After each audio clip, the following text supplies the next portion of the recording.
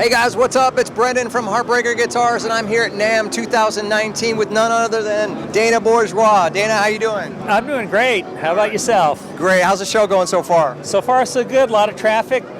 We got a couple new things, and be happy to show them to you. Excellent. Okay, so Dana, do show us what's new for 2019, and show us some of these killer guitars. This is a new model for us. We call it the 00 Coupe, and it's what it is. It's a 12 fret neck on a 14 fret body, and the 12 fret neck puts the bridge a little farther down on the belly here and gives a really great bass for a small guitar. This is the most, the widest part of the guitar is the most efficient place to drive the top from. Okay. And that's where you get your bottom end from. What kind of top you got going on? The top is a torrefied bear claw Sitka spruce, and the back is a quilted mahogany. Wow. South American mahogany. And by the way, these, you might see a little reflection. All of these backs have protectors on them. Oh yeah, I see. So if you see that, it isn't bad finish. That's not a bad finish issue? The next guitar on the line is not a new one. We've been building these models for a couple of years. This is our large sound hole dreadnought. This particular one is in Brazilian rosewood, Portison Brazilian rosewood. Very sweet guitar. The top is torrefied Adirondack. So pretty straightforward, pretty much, inspired by Clarence White and Tony Rice's dreadnought, and we've kind of tried to keep the vibe, with the distress tuners and the logo on the back of the head instead of on the front of the head. And this particular one happens to have a through saddle bridge.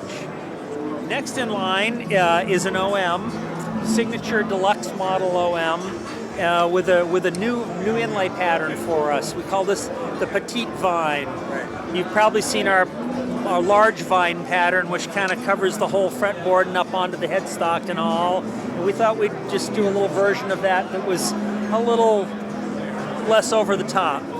Dana, we got one of these at a Heartbreaker just recently with this vine inlay, and I don't know if you remember it was the Brazilian rosewood, and it's insane. It's amazing. Do you remember that guitar? I do. Was it a single O? I think it was a double O.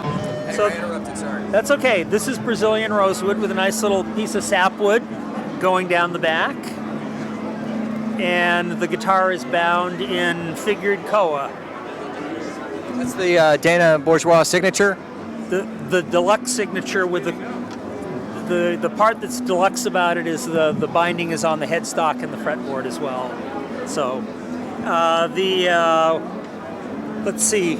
We also have a wooden rosette, our wooden tile rosette, and fossil walrus ivory pins.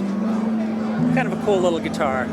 NAMM is fun because you get to kind of do this, So this little guitar is our 12 fret LDBO.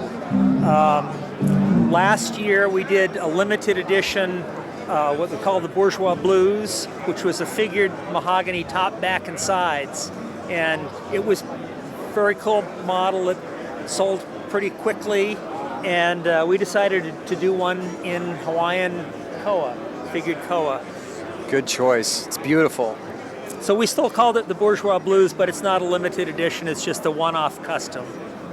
That's a 12 fret. That's the 12 fret version of the LDBO. Looks like a Ziricote fingerboard. Ziricote fingerboard, and kind of a little simple inlay pattern on the headstock. We decided that the large sound hole does really interesting things to the tone of the guitar, and it would benefit some other models other than just a dreadnought. Specifically, the large sound hole seems to focus the bottom end of the guitar in a balanced kind of way, and also add a little bit of air to the, to the response. Does that mean more projection? I'm not sure it's more projection, but it's sort of like a different kind of a spray pattern. It's a bigger, more expansive kind of overall sound. The OM is a unique guitar in that it can kind of go both ways equally as a flat picking or a fingerstyle guitar. The large sound hole version pushes it all the way over to the flat picking side. Would you say the OM, the versatility is the main thing with this body shape? That's the main thing. Ironically, we've taken the versatility out of this, but what we've made it is a smaller-bodied flat-picking guitar. Right. And some bluegrass players are really liking it these days. Yeah. I notice more and more playing the OM size. Particularly gals. There's a few good female flat pickers out there. This particular one has Madagascar rosewood back and sides. Nice quartersawn, mostly quartersawn example. And the top is torrefied Adirondack. Beautiful. This is kind of a new model for us. It's built on our jumbo OM body style, but we wanted a guitar that we could export without all of the restrictions. So we're calling this guitar the Redhead. It's a redwood top and a figured walnut back and sides. It's a very nice tonal combination, very warm sounding guitar, good for particularly good for Celtic type music. And no contraband woods for international shipping. Exactly. We should call this the no hassle guitar, Dana. This particular, yeah, that's a good name for it. This particular one does have a pearl logo. We're probably from here on we'll make this with bone. There is no pearl on the fretboard. It's just it's brass circles essentially. The Redhead. The Redhead, and we've developed a new rosette to go along with it. I guess the braided rosette, I guess we're going to call it. It's just 4 circles off with the center is offset. Right. This is our Style 4200 with the classic 42 style top border that goes around the fretboard. With our version of a snowflake, the DB snowflake inlays, presentation inlay on the head, and our snowflake on the bridge wings.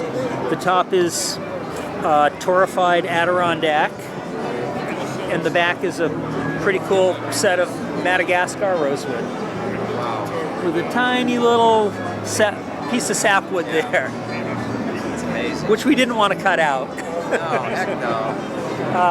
And also, coming on that, engraved gold Waverly tuners. Oh, yeah. So this one's a little bit over the top, but this is our. We wanted, every year at NAMM we try to do something a little bit different, and this one we decided we'd do an all black guitar. We've started using this gold sparkle material when we started making an L2 style LDBO.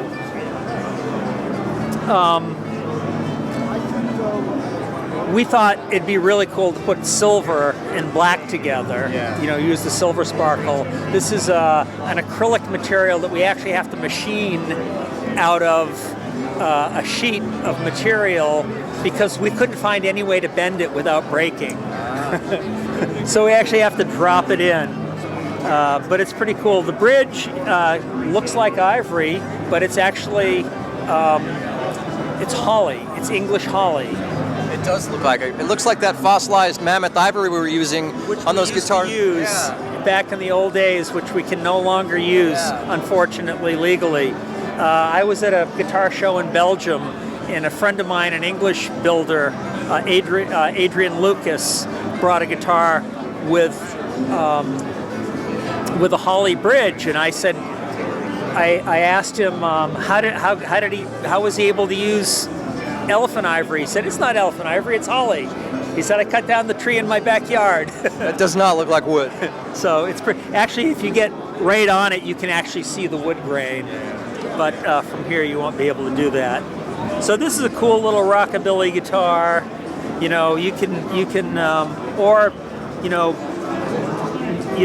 Someone in an all acoustic Kiss review would like this guitar. I saw Carly eyeballing it. Yeah. This is our jumbo OM with the large sound hole treatment. Similar effect, nice focused bottom end, nice big splashy, airy kind of tone pattern. It's just a wonderful combo. We've been using an awful lot of Age-Tone Adirondack, Torrefied Adirondack. This is another one. This particular one has a very special back. Is that Koa? That is not Koa. That's Panama rosewood. And it's a Brazilian rosewood-like kind of guitar. It's nice and ringy. It has the right weight. It's not a too heavy rosewood. And this particular one happened to have a nice figure. So we always have to bring a sunburst to NAMM. Oh yeah. This particular one is a 12 fret triple O with probably a Torrefied Adirondack top and more Madagascar rosewood back and side. The Brazilian is getting hard to find, so we're leaning on the Madagascar. It is exportable and still quite legal. Probably a bit endangered, but not terribly endangered. The last guitar in our winter 2019 NAMM lineup is a round-shouldered dreadnought, slope-shouldered dreadnought, style 35, after the J35, short scale, Torrefied Addy top, mahogany back and sides with a little bit of figure, just to keep things interesting. And fire stripe pick guard, a rectangular bridge. The fretboard and bridge are Madagascar rosewood. Beautiful. Thank you. They're all beautiful, Dana. Thank you very much. Well, listen, thank you for taking the time to show us all these amazing guitars. You know, at Heartbreaker Guitars, we love you, we love your work, and it's one of our flagship models for us. So. All right, thank you so much. Yeah, we thank you for that partnership. And this guy's going to fit very nicely in the collection. We get a close-up of this thing? That is spectacular. So be thinking of some more things we can do with this sparkle. Okay, I will. Anyway, it's Brendan and Dana signing off from NAMM 2019, Heartbreaker Guitars. We'll see you guys soon. Thank you. Thanks for watching.